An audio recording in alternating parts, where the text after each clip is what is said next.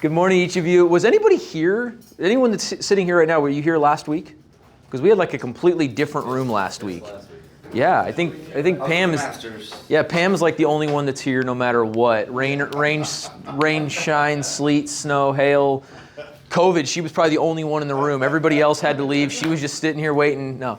Okay, so last week I started a 3-part series, and since nobody was here, I want to briefly go over what we went over last week so that this week kind of makes more sense, although they could stand alone. But we started a 3-part series on delegation, which is, in my opinion, one of the most difficult things for any leader to do, whether you have a one-person team and it's just an assistant that you've got, or you have an entire company that you're running. Delegating is really hard because we are really bad at letting go of things. And last week I tried to make that real. If you haven't seen the video already, Tom has been distributing the videos of these now. But I asked Tom to just rearrange some cards, and I just stood over him and was like, no, like this, like this. No, like this. No, you're doing it wrong. And for those of you that might have had a manager like that at some point in your life, you know how annoying, frustrating, and even honestly robbing of dignity that is. And so we talked about the fact that when we are delegating, we have to actually delegate. I said we had to delegate both the responsibility, yes, but also the authority to execute on that delegation. Well, today I want to talk about part 2 in this series on delegation, and that is finding the right person to delegate to. This is something that leaders often also struggle with, because what we tend to do is we find someone that has a good attitude and we just pawn off all the tasks we don't want. Hey, make my calls. Hey, respond to my emails. Hey, do that. Hey, do this.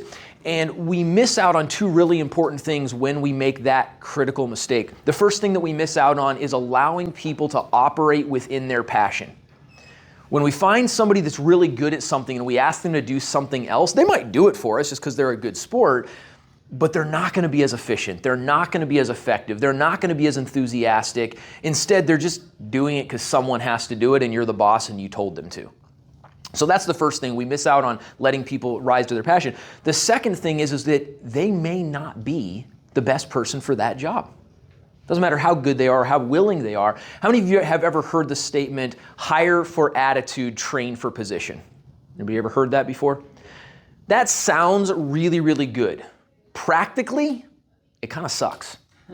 If you've ever tried to hire for attitude, great attitude, and then train to whatever position you needed somebody for, you know that sounds a whole lot better than it can be executed.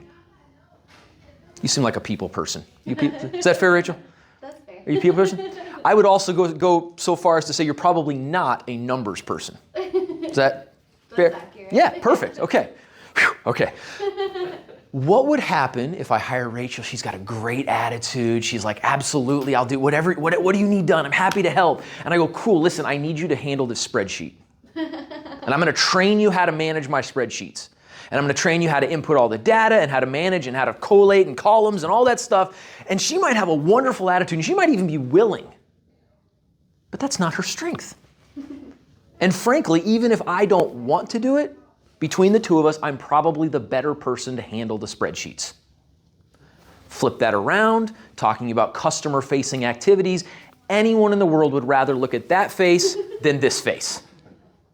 And so finding a way to let her operate in her strengths, finding the right person for the job is critical to delegation, because it facilitates the comfort of saying, hey, I trust you to go out and do this because you're the right person for that job. I picked someone that's going to be good at that, they're passionate about it, and they can thrive in that capacity. So whether you're hiring or you're selecting somebody for a task, find the right person in the right place doing the right thing. If you can do that and you can find that trifecta, there won't be any need for micromanaging, because you'll be so impressed with the way they're getting it done and the enthusiasm with which they're doing it, you'll feel actually like you are invading on them when you try to go in and micromanage. So that's our leadership moment today. Delegation, it starts with giving both the responsibility and the authority, but the way you make that effective is by making sure you have the right person in the right place doing the right thing. Thank you all.